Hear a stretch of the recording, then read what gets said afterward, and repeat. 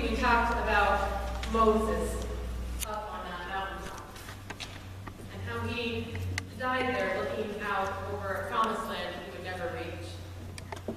And I shared with all of you how at first reading I had thought it was so immensely unfair that Moses didn't get to go with the people into the promised land.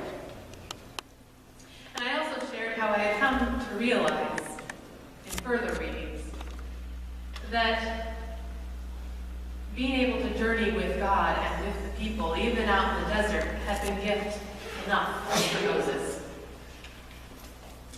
Many of you shared with me after the service that you related to that experience, leaving behind a job or a ministry or a mission or a person you cared about before it felt finished.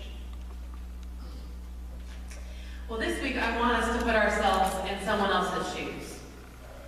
Not of the one doing the leaving behind, but of the one being left behind. All of those flowers floating out there in that pool of water witness to the fact that many of us have been left to carry on life's journey without someone we loved very dearly. Each moment we meet where we expect that person would have been present, but they're not, can easily make us feel lost. It's the wedding without a parent to walk us down the aisle. It's that empty plate at Christmas dinner. It's the birthday without cake, the anniversary without an embrace, the travel confirmation for a trip we planned to take. The line in a movie we always used to laugh at together. The accomplishment of some lifetime goal that we always thought we would celebrate.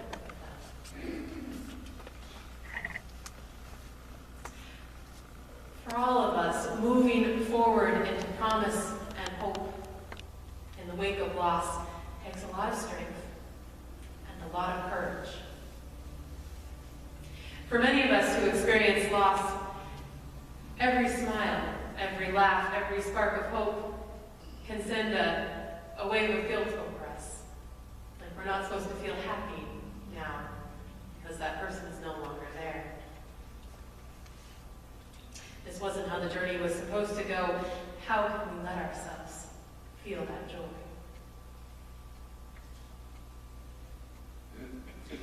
I don't know what the Israelites were feeling when they headed into the promised land without Moses. After all, Moses had lived a long, full life. And perhaps like many of us, when someone has reached their time and passed, there was a quiet acceptance, a grateful celebration for his life. But I imagine they also may have felt a bit untethered. Moses was their leader. Moses was the one through whom they had experienced God. Perhaps that's why in the book of Joshua, when we get to the next chapter in this saga,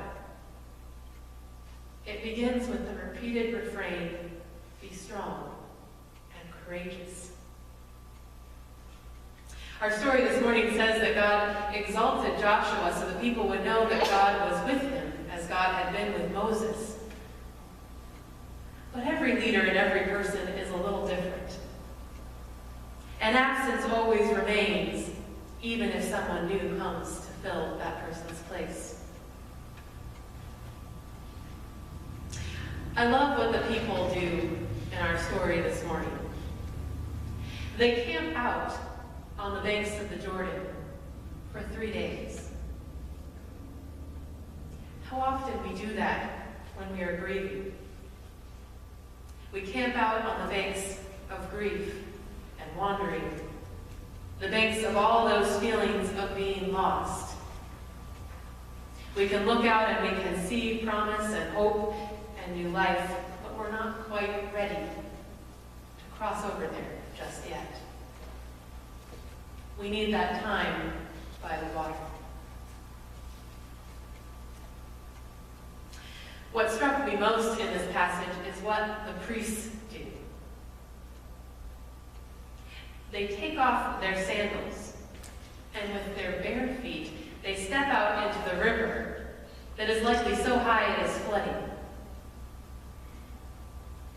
They step out until the soles of their feet are resting in the water, and they carry the Ark of the Covenant, which for Israel had been the symbol of God's presence all throughout their 40 years of wandering in the desert.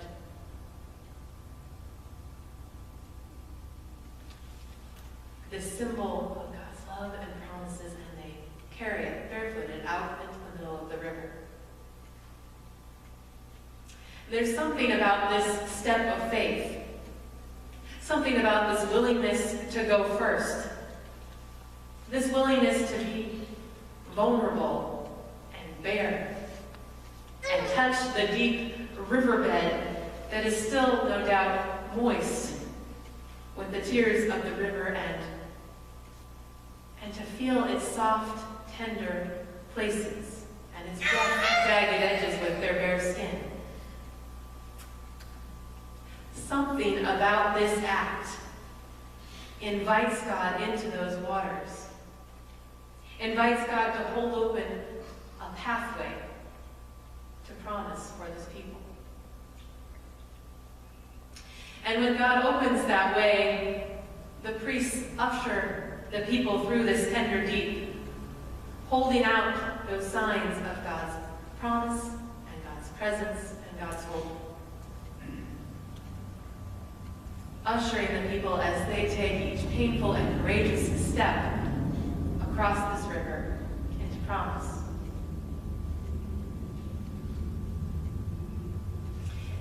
Today is All Saints Sunday, which is why we're doing everything a little different than usual. And it's also Reformation Sunday. Churches usually decide which one they're going to celebrate. But one of the biblical beliefs that was resurrected and reclaimed by Martin Luther when he started to break from the Catholic Church was this idea that we are all saints and we are all priests. We call it the priesthood or the sainthood of all believers.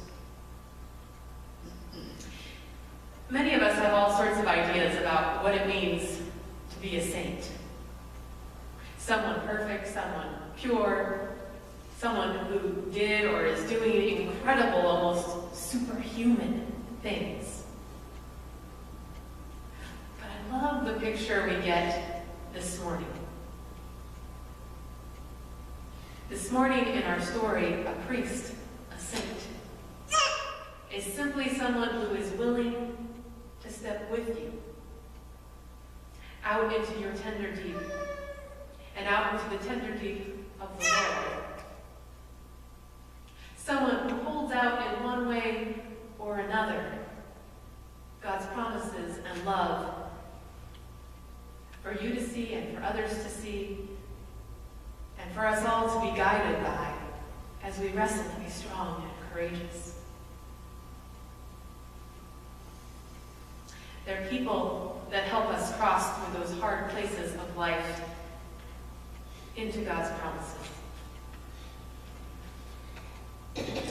In my reading in preparation for this morning, I stumbled across a poem. The poet describes himself as a fast food worker and a humble member of a United Church of Canada church. But from what I can tell in all of his beautiful words and the depth of his theological reflection, he might as well have gone to seminary. And so I'm going to leave you with this poem. It's called Into the River by Andrew Keene.